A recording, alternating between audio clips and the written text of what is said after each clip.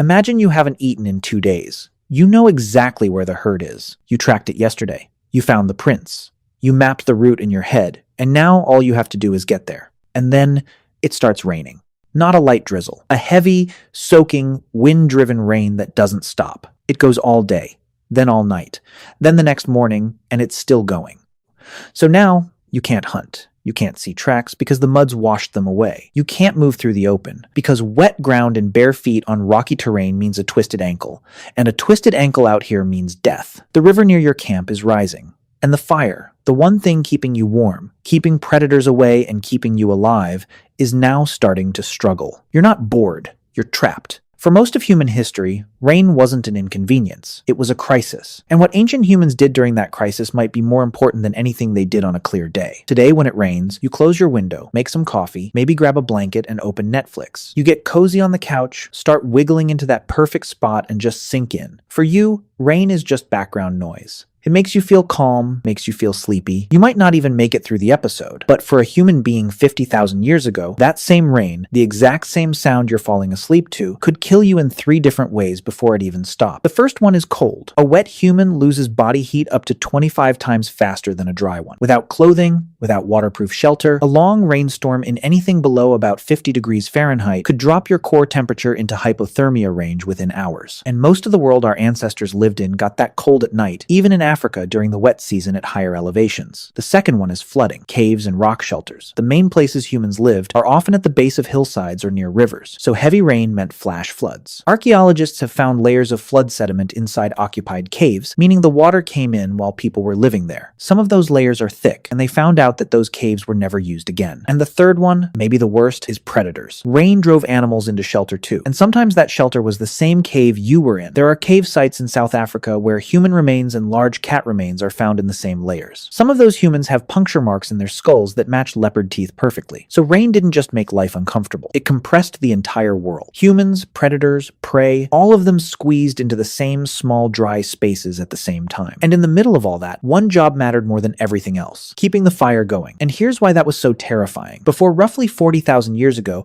we're not entirely sure how reliably humans could start fire from scratch. There's evidence of controlled fire use going back at least 400,000 years at a site called Sibudu Cave in Israel, and possibly as far back as 1,000,000 years at Wonderwork Cave in South Africa. But here's the thing. Controlling a fire that already exists and creating one from nothing are two very different skills. And for most of human history, most people probably couldn't do the second one. So if your fire went out, you might not be able to relight it. You'd have to carry an ember from somewhere else, which some groups actually did. They transported smoldering coals wrapped in green leaves or packed inside a type of woody mushroom called tinder fungus that could catch a spark and smolder inside itself for hours. It was basically a biological lighter. And we know this wasn't just guesswork. When they found Ötzi the Iceman, the 5,300-year-old frozen man preserved in the Alps, he was carrying a complete fire kit in his belt pouch: tinder fungus, flint, iron pyrite for striking sparks, and extra plant tinder as backup. Even 5,000 years ago, losing your fire was serious enough that people carried dedicated equipment to prevent it. So when rain hit, the first priority wasn't shelter. It was the fire. Move it deeper into the cave. Shield it with hides or brush. Feed it carefully. Not too much, not too little. Find dead lower branches from coniferous trees, the ones still protected by the canopy above, usually still dry underneath. Split open wet logs to get at the dry wood inside. Use birch bark as kindling, because birch contains a chemical called betulin that actually burns even when it's wet. One person's entire job during a rainstorm might have been just sitting next to that fire for hours, feeding it, shielding it, making sure it didn't die. Because that fire was everything. It was warmth, light, safety, cooked food, and the center of every social interaction the group had. Letting it go out wasn't just careless. It was potentially fatal for everyone. Alright, so the fire is going and you're mostly dry, but you cannot leave. So what do? You make things. The archaeological record is very clear on this. Caves and rock shelters are absolutely packed with evidence of manufacturing. Stone tools in every stage of production. Piles of flaking debris, those tiny chips of rock that fly off when you're shaping a tool, found concentrated in specific spots inside caves. Exactly where someone would sit near firelight and work for hours. But it wasn't just stone tools. At Blombos Cave in South Africa, archaeologists found a 100,000-year-old ochre processing workshop. Abalone shells used as mixing bowls. Ochre ground into powder. Bone tools used to stir and apply it. This wasn't basic survival. This was production. Someone sat in that cave, probably while the rain pounded outside, and manufactured pigment on purpose with a system. And then you've got bone needles. They start appearing in the record around 60 61,000 years ago in South Africa, and later across Europe and Asia. These are delicate, precise tools with tiny drilled eyes. You don't make a bone needle while you're running from something. You make it when you're sitting still, focused, with hours to spare. Rainy days gave people that time. Now here's where it gets really interesting. At a Neanderthal site called Abri du Maras in France, archaeologists found a tiny fragment of twisted plant fiber string dating to roughly 5,200 years ago. That's the oldest direct evidence of string ever found. And then, at Hohlefels Cave in Germany,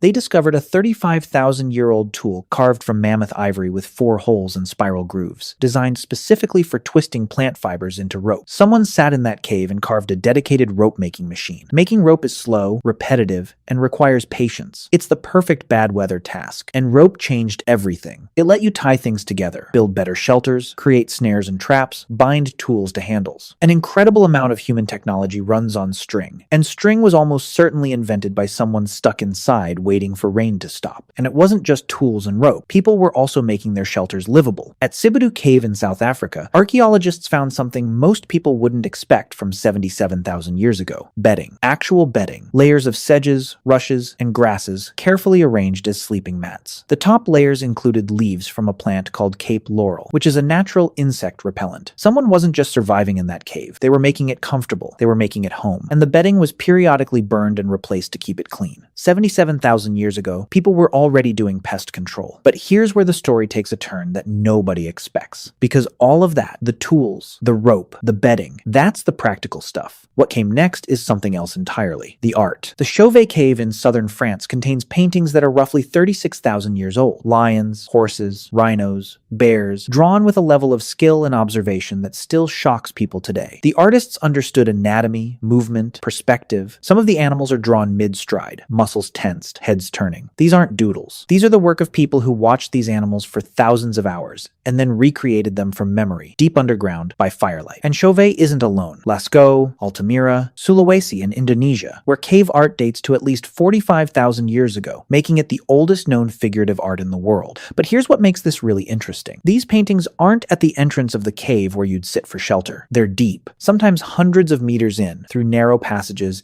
in chambers you'd have to crawl to reach. Someone carried animal fat lamps into total darkness and painted.